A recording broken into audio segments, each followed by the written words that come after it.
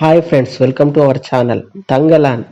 చియాన్ విక్రమ్ నటించిన ఈ periodical action drama చిత్రం ఈరోజే చూశాను భయ్య. డిఫరెంట్ కాస్ట్యూమ్తో, డిఫరెంట్ కథతో, ప్రయోగాలను ఇష్టపడే ఈ అపరిచితుడు ఈ మూవీలో కూడా తనదైన అద్భుతమైన నటనతో, అసలు గుర్తుపట్టలేకుండా ఉండే డిఫరెంట్ కాస్ట్యూమ్తో అదరగొట్టాడని చెప్పొచ్చు.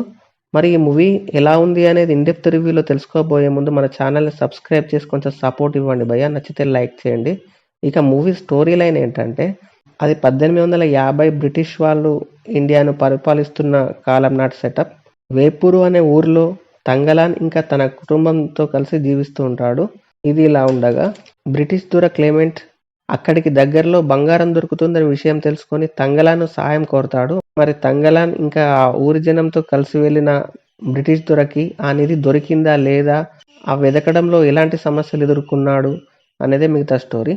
బ్రిటిష్ వాళ్ళు పాలించే ఆ కాలంలో దళితులని, పేదవారిని జమీందారులు ఎలా అనగదొక్కారు, వాళ్ళ జీవితాలు ఎలా ఉండేవి అనేది చక్కగా ప్రజెంట్ చేశారు.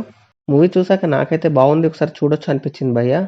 ఈ మూవీ అందరికీ కనెక్ట్ కాకపోవచ్చు. ఫస్ట్ హాఫ్ ఆ ఊరు గురించి, తంగలాన్ గురించి చూపిస్తారు.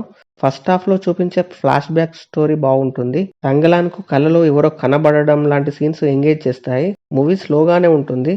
మూవీలో flashback scene, black panther తో జరిగే ఫైటింగ్ సీన్, బంగారు నిధికి సంబంధించిన సీన్స్, ఇంకా క్లైమాక్స్ ఇవి మూవీని ఎంగేజ్ చేస్తాయని చెప్పొచ్చు. ఫస్ట్ హాఫ్ ఇంట్రెస్ట్ గానే సాగుతుంది. సెకండ్ హాఫ్ కొద్దిగా స్లోగా ఉన్న ఫీలింగ్ కలిగింది. మంత్రగత్తె ఆరతి క్యారెక్టర్ చేసిన మాలవిక గారు కూడా చాలా బాగా నటించారని చెప్పొచ్చు. ఇలా అందరికందరూ బాగానే చేశారని చెప్పొచ్చు. కెమెరా వర్క్, విజువల్స్ ఈ సినిమాకి ప్లస్ అని చెప్పొచ్చు. సినిమాటోగ్రఫీ చాలా బాగుంది. బ్యాక్గ్రౌండ్ మ్యూజిక్ కూడా బాగుంది. ఓవరాల్ గా విక్రమ్ నటించిన డిఫరెంట్ మూవీస్ లో ఇది ఒకటని చెప్పొచ్చు. నాకైతే బాగుంది, ఒకసారి చూడొచ్చు అనిపించింది భయ్య. మీరు కూడా చూసేయండి, ఎలా ఉందో కామెంట్ చేయండి. Thank you for watching.